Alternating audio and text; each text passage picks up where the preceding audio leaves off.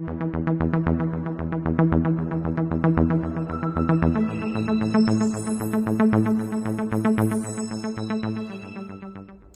everybody out there in the YouTube universe, this is Mr. Movie, and in today's video we're going to be doing another top 5 list. If you watch my channel, you know I don't do top 10 lists by genre like most YouTube people do. I do top 5 movies that are in my collection by a specific actor or a specific director. In this case, it will be an actor. Now, for the movies to be considered, they obviously have to star the actor.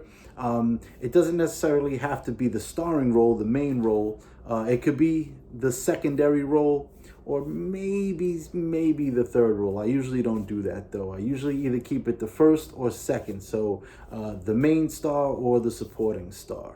They just have to be really integral to the movie. You can't have the movie without them. It can't be a bit part. So if they're just in it, doesn't count for the list. Also, it doesn't necessarily have to be their greatest acting performance. They just have to be great in it, and it has to be a great movie. So, if it's kind of just an action movie, say, for instance, and, there doesn't have to be great acting in it, but it's a great movie and they're great in it, that can be on the list. So that should be considered. With that being said, today's video is the top 5 movies in my collection by Sean Penn. So we're doing an actor. Sean Penn is really, really underrated. He doesn't get enough credit for being an all-time actor. He started off when he was young, and he's consistently made great films throughout his career. Very, very diverse. He's done a lot of different types of roles, and I think that's why I consider him such a great actor. He's had such a long career and so many great films, and he's great in them. That actually made this list really hard to do. I don't do honorable mentions, but I feel the need to mention a couple at the end of this. I don't want to spoil the top 5, so I'll do it at the end. And I don't do honorable mentions because if I was going to do that, I'd just do a top 10 like everybody else. I try to make it hard on myself and keep it down to the number 5. So, but with this, I felt like, there was just some that really killed me. I do that sometimes because there's some that are just like, I wanted to put that in there, but it just barely didn't make the top 5. Okay, that being said, let's get right into it. Starting in at number 5, we got UTurn. This movie isn't that well known, I don't think. It's an Oliver Stone directed movie. It is so good though. And he's so good in it. It's like a guy who's on the kind of outside of the law, down on his luck, owes a lot of money. He's traveling cross country, trying to get away from his problems, and he ends up in this really small town. And just if anything could go wrong for this character, it goes wrong for him. It's one of Jennifer Lopez's first roles. Hey fellas, she gets naked in this. I think it's the only one. We'll keep that to a minimum. But there's a lot of really great actors in this. Nick Nolte's in it. He plays a big role in it. Joaquin Phoenix. But they have like small roles. Billy Bob Thornton. They're tiny roles, but they're all people in this crazy town. And it's in the middle of nowhere.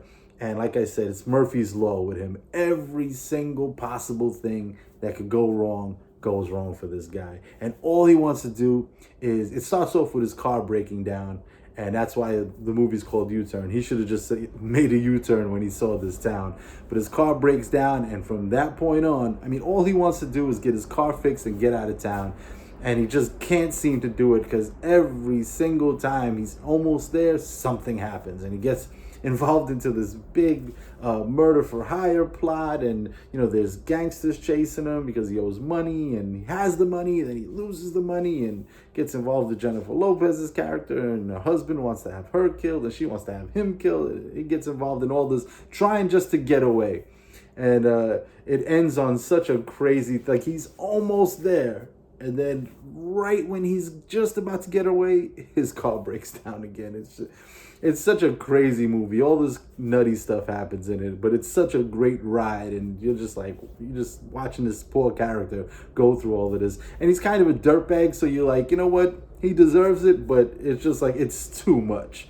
But it's really entertaining, really good movie. He's great in it. Cool movie. Number 5, U-Turn. Coming in at number 4, a very different type of movie, very serious, Mystic River. This is a really good movie. He plays like a kind of a semi-retired gangster in Boston. He used to run the town. Now he has a store, he has a family, but he's still that guy, and he still has his guys that run with him. And his daughter gets killed, and there's three friends. Tim, one of them who became a cop, who's Kevin Bacon, and he's friendly with him, but he can't be that friendly with him because he's a cop. And then their other friend who was kidnapped and molested as a kid, and then returned, he was never the same. And they've kind of drifted apart as they've become adults. And his daughter gets killed, and they think, they don't know who it is, but they kind of eventually think it's their friend who was molested. And they think maybe he's always kind of been messed up in the head, and they think that maybe it was him that did this. But that's not till later in the movie. They're still trying to find out who it was. And his daughter had a boyfriend that he didn't know about. They were kind of hiding it. And it ends up being that kid's brother who didn't want him running off with this girl because the kid can't speak. And that's his, he's so attached to his brother. And they end up killing his friend who they thought it was, all for nothing.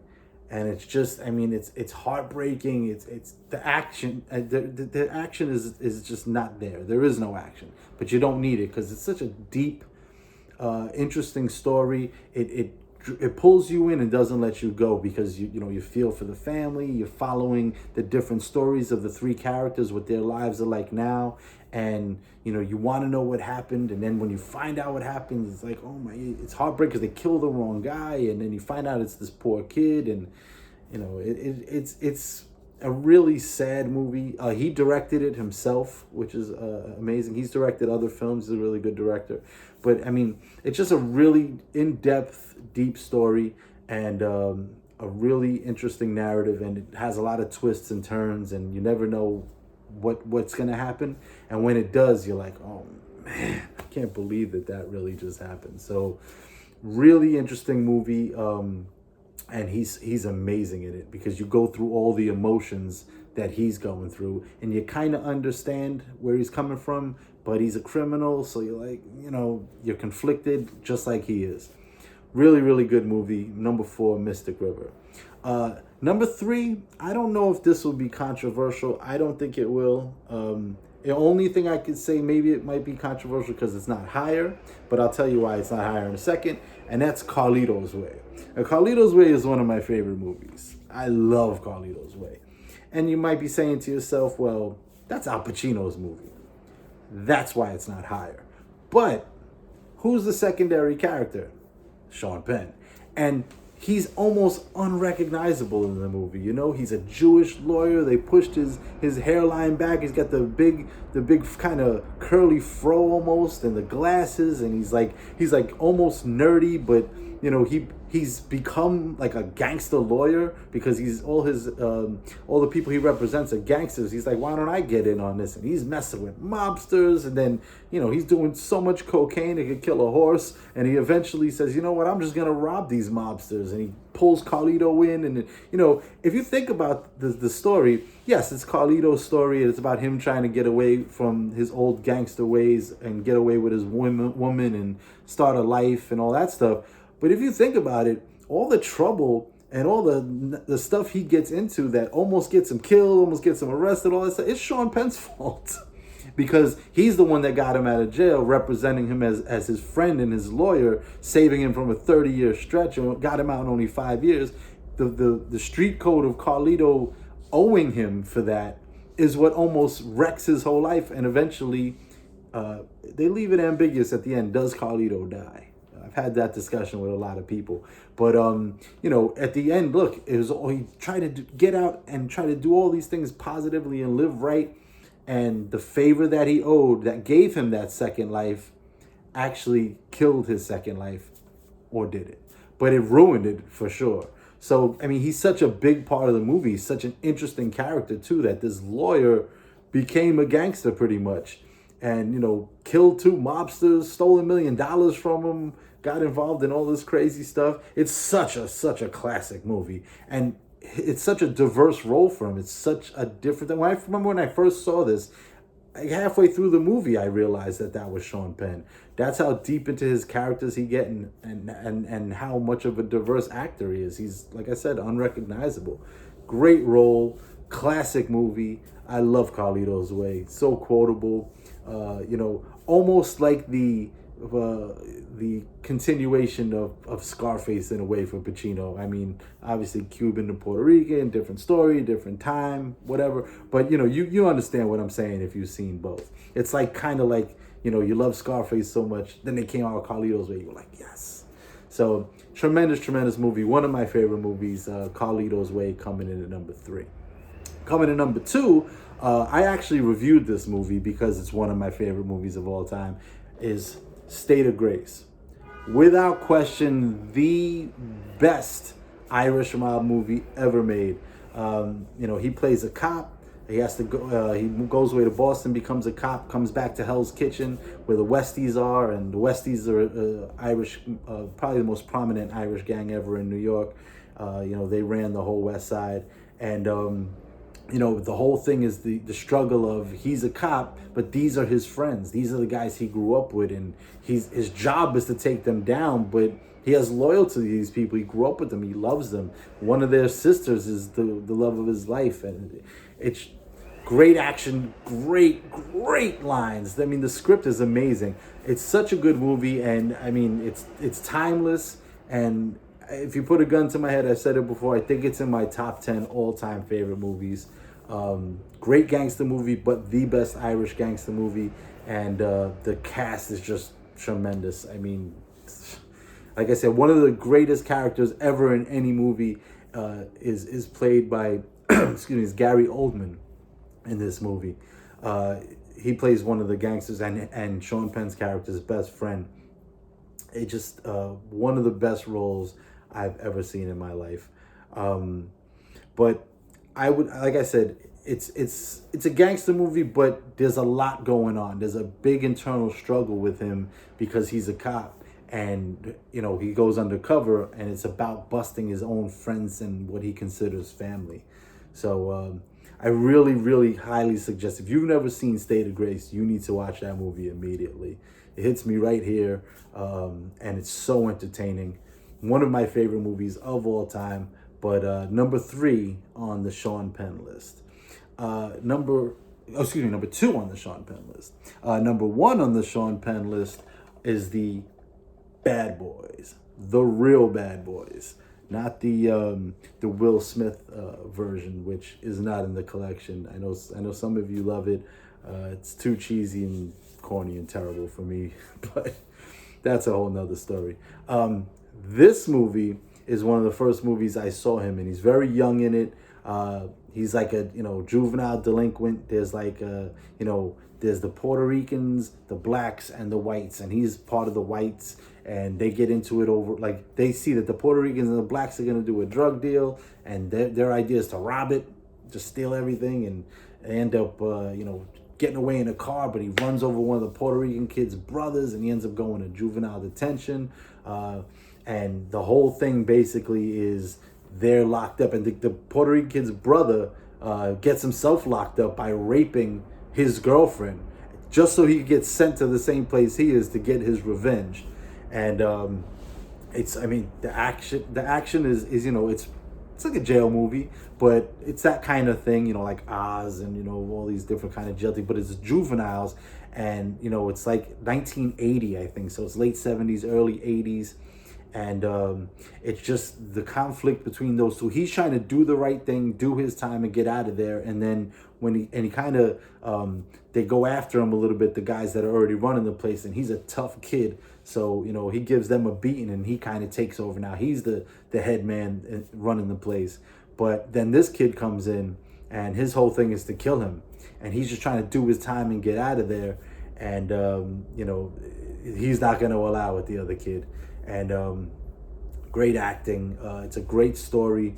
it pulls you right in, and I mean, you feel for him. I mean, he's a bad kid, but he's trying to get better and do the right thing. But when you're in that life, sometimes just it won't let you out. The other people who don't want to get out want to keep you in. And like I said, it takes place in a juvenile detention center for most of the thing, and it's kind of how jail works, and all this crazy stuff happens in there, and it's fights, and who's against who, and he's just pretty much trying to get out of there and go back to his girl and live a normal life. He knows he screwed up, but those kids in there, they're incorrigible. They don't want to let him out. And then he has the even bigger problem of the kid that he killed by accident's brother coming in to get his revenge.